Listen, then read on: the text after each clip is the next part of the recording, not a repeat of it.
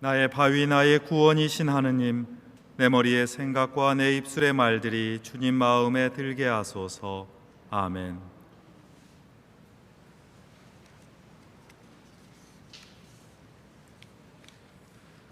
사랑하는 교우 여러분, 평안하신지요? 지난 며칠 동안 날이 몹시도 차가웠습니다. 어제 내린 눈으로 세상이 하얗게 되었습니다. 예년 같았으면 겨울은 좀 추워야 마시지 하는 말로 덕담을 나누었겠지요. 참 눈이 소복하게 쌓였다면서 즐거워하셨겠지요. 그런데 올해는 조금 다릅니다. 코로나 상황은 새로운 변종이 나타나 우리 마음을 더욱 졸이게 하고 있습니다. 여러 염려로 외출이 잦지 않았던 탓에 연로하신 교우들이 집 밖을 떠나 미끄러운 길을 걸어 성당으로 오시는 발걸음을 말려야 하는 상황이기도 합니다. 성탄을 맞이하는 대림 마지막 주일이 썰렁해서는 안 되겠다는 마음으로 이 성당에 오신 여러분의 마음이 참으로 고맙습니다. 교회의 권고와 가족의 부탁을 존중하여서 아쉬운 마음이지만 집에 머물러 이 화면 너머로 예배에 참여하시는 교우 여러분도 참 고맙습니다. 어떤 처지에서 어떤 선택을 하든지 우리는 지금 서로 헤아리고 격려하면서 서로 고마워하는 삶을 되새기고 있습니다. 이 헤아림과 감사야말로 길게는 지난 2년의 코로나 상황으로 얻은 교훈이기도 합니다. 짧게는 어제 오늘의 추위와 눈길 속에서 되새기는 그리움의 격려이기도 합니다. 이런 마음으로 우리는 지금 이 성당의 공간과 예배의 시간을 빈자리 없이 충분하게 채우고 있습니다. 여기에 주님의 기쁘고 복된 소식이 더하고 우리의 기도와 우리의 찬양이 드높으니 이 성당은 지금 커다란 복음의 울림통이 되어서 이 춥고 외롭고 삭막한 도시 한가운데서 환하고 따뜻한 하느님의 품을 증언하고 있습니다. 예년과는 전혀 다르게 펼쳐질 이 성탄절을 눈앞에 두고 우리는 참으로 아름다운 이야기 그리고 고마운 만남의 이야기를 듣고 있습니다. 그 만남이 만들어낸 새로운 울림이 어떻게 세상을 구원하시는 하느님을 향한 찬양으로 펼쳐지는지를 목격하고 있습니다. 우리는 오늘 복음 이야기를 잘 압니다. 대림과 성탄에 즈음하여 우리가 듣는 세례자 요한과 예수님의 탄생에 깃든 그 뒷이야기를 품고 있기 때문입니다. 우리가 여러 기도와 예배에서 되뇌이는 성모 마리아 송가를 여기서 다시 한번 듣고 노래하기 때문입니다. 게다가 5월 31일 성모 마리아가 엘리사벳을 방문하는 사건을 기념하는 축일에 이 아름다운 이야기를 다시 읽기 때문입니다. 그러나 너무 익숙한 이야기인 탓에 자세하게 살펴보지 못하는 일도 자주 있습니다. 성모 마리아와 엘리사벳의 만남에 깃든 영적인 친교의 원칙을 우리의 신앙의 원칙으로 다시 한번 되새겼으면 좋겠습니다. 영적인 친교만이 우리를 신앙의 공동체로 이끌어주기 때문입니다. 성탄을 준비하는 마지막 시간에 오늘 복음 전반부 짧은 6구절을 살피면서 이 과정을 천천히 따라갔으면 합니다. 첫째로, 마리아는 천사 가브리엘에게서 성령으로 아기가 잉태되었다는 소식을 듣고서 서둘러 길을 떠났습니다. 결혼하지 않은 여인에게 닥친 이 엄청난 혼란과 충격적인 사건은 실상 혼자 감당할 수 없는 것이었습니다. 그래서 그에게는 그와 비슷한 처지에 있던 사람의 조언이 필요했습니다. 엘리사벳이 그런 사람이었습니다. 우리는 여기서 서둘러 떠나라라고 하는 영적인 지도 그리고 영적인 친교의 첫 번째 원칙을 발견합니다. 도움이 필요할 때 그것을 인정하여서 서둘러 도움을 찾아야 합니다. 혼자 할 수 없는 일이 참으로 많습니다.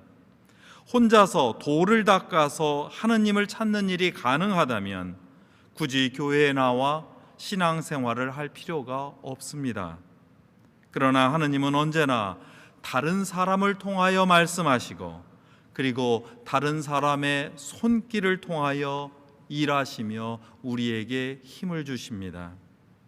우리는 곤란한 처지에서 자신의 연약함을 투명하게 드러내놓고 신앙의 선생님들과 동료에게서 도움을 구해야 합니다. 특히 알량한 자존심을 버리고 서둘러 도움을 찾을 필요가 있습니다. 둘째로, 당황스러운 일로 달려가고 있는 마리아는 가는 길 내내 실은 반신반의했을 것입니다. 자존심을 굽히고 가는 처지에서도 생각했겠지요. 엘리사벳이 정말 나를 이해해 줄까? 아무리 사촌이라도 그렇지 서로 남남인데 게다가 결혼하지 않고 임신한 내 처지를 정말로 헤아려 줄 수 있을까? 이 사람에게 이 일을 말해도 될까? 이런 의구심이 떨쳐지지 않았을 것입니다. 그러나 마리아는 용기를 내어서 엘리사벳의 집에 다다라 문을 두드렸습니다. 엘리사벳은 뛸 듯이 기뻐하며 마리아를 맞아주었습니다. 더 놀라운 일은 뱃속에 든 아기, 장차 세례자 요한이 될 아기까지 기뻐하면서 그를 환대해 주었다는 이야기입니다. 이 점에서 환대라고 하는 일은 영적인 교감을 나누기 위한 그 영적 친교의 신앙의 제2원칙입니다. 환대는 그동안 품었던 두려움과 의구심을 없애줍니다. 일말의 불신을 제거합니다. 우리 자신이 외로운 이유는 상대방에 대한 두려움과 의구심에 휩싸여 있기 때문입니다. 우리 자신이 외로운 이유는 여전히 모두 내려놓고 오는 사람을 어떤 조건도 없이 환대해보지 못했기 때문입니다. 신앙인은 숨겨둔 의도와 미리 짐작하려는 그 의중을 살피는 일로 사람을 만나지 않습니다. 그러면 오히려 오해만 쌓입니다. 종종 또 다른 불신으로 번지기도 합니다. 마리아와 엘리사벳은 자신의 연약함을 있는 그대로 투명하게 드러내면서 만나고 있습니다. 셋째로, 엘리사벳은 환대에 이어서 마리아를 보고 기뻐하면서 그 마리아를 복되다며 찬양해 주었습니다. 누군가가 복된 사람이 되는 것은 그 사람을 복되다고 일컬어 주었을 때 가능합니다. 바로 여기에 영적 지도의 제3원칙인 축복이 있습니다. 저 같은 사제들에게는 축복하는 권한이 있다고들 하지요. 그러나 그것은 복을 누가 누구에게 투여하는 것이 아니라, 주는 것이 아니라, 그 권한은 다름 아니라 누군가가 복받은 사람이라는 것을 깨닫게 해주고 이미 하느님에게서 복받은 복된 존재라는 것을 발견해주고 선언해주는 일입니다. 그러니 여기에 모이신 여러분이야말로 진정 복을 주고 축복하는 사제들입니다. 여기서 또한 주목할 점은 엘리사벳이 이중의 축복 선언을 하고 있다는 점입니다. 그의 축복은 마리아뿐만 아니라 태중에 있는 예수님을 향하고 있습니다. 현재의 사람인 지금의 모습인 마리아뿐만 아니라 그가 품고 있는 미래의 가능성인 예수님을 향해서도 이중의 축복을 더하고 있다는 사실입니다. 지금 모습만 봐서는 안 됩니다. 그 안에 있는 힘과 미래를 함께 축복하는 일이 우리 신앙인의 행동입니다. 넷째로, 엘리사벳은 이 축복과 함께 자신의 경험을 마리아에게 말해줍니다. 자신도 고백합니다. 자신의 축복했지만 축복하는 자신이 또다시 어떻게 축복을 받고 있는지 그대의 방문 때문에 그것을 깨달았노라고 감사합니다. 문안의 말씀이 내 귀에 울렸을 때 내 태중의 아기도 기뻐하며 뛰놀았습니다.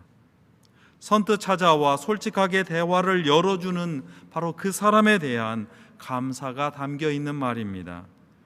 그 감사를 통해서만이 공감이 일어나고 소통이 일어납니다. 이 공감과 소통이 영적인 친교 그리고 신앙의 제4원칙입니다.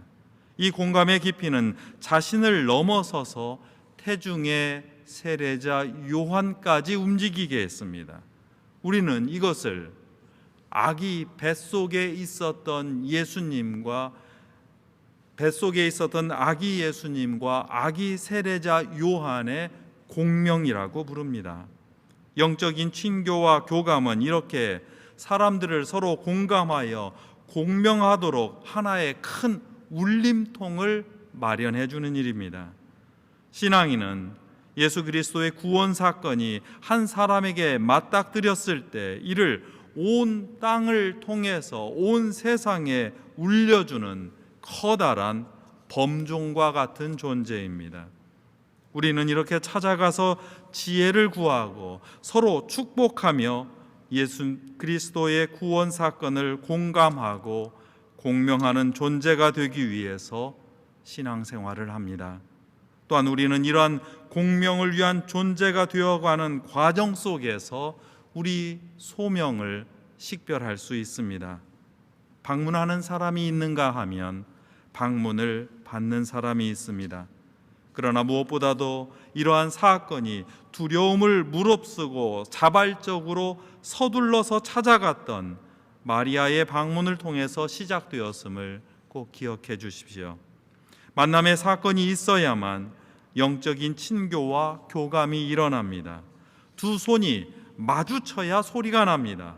닭목으로 범종을 쳐야 그 공명이 이 지상과 우주 천지에 울려납니다. 누구는 종을 치는 닭목이 되어야 하고 누구는 자극을 받아서 떨며 울려주는 종이 되어야 합니다. 닭목과 종이 함께 있어야 합니다. 때리는 추와 종이 함께 해야만 종소리가 울려날 수 있습니다. 우리는 이러한 방문과 환대의 만남으로 이 예배를 드리고 있습니다.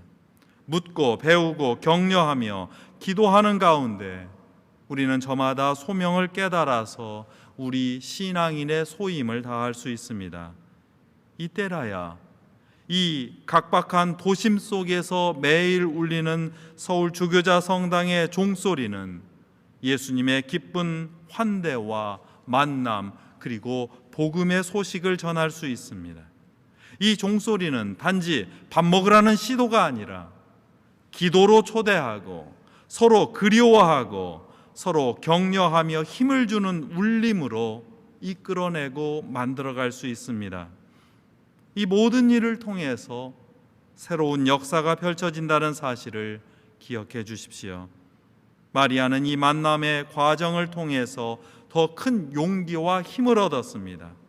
하느님께서 한없이 낮은 자를 통해서 이루신 그 위대하고 거룩한 일을 이제 자신의 입으로 선포할 수 있게 되었습니다. 성모 마리아 송가는 하느님께서 작은 자들 가운데서 이루시는 해방과 자유의 노래입니다.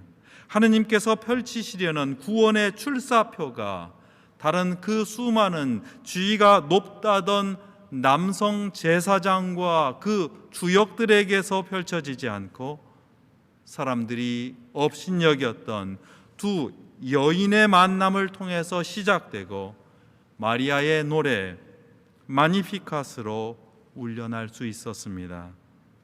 저와 여러분은 이제 각각 엘리사벳과 마리아로 이 자리에 초대받았습니다.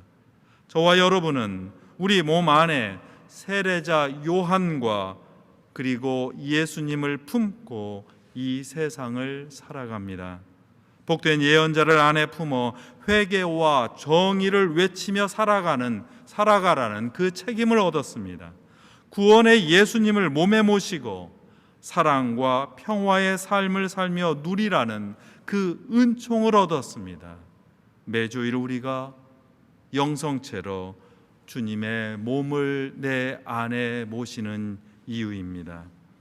이제 이렇게 우리는 서로 영혼의 친구가 되어서 이 세상에 임마누엘 하느님의 소식을 공명하는 아름다운 종소리로 새롭게 태어납니다.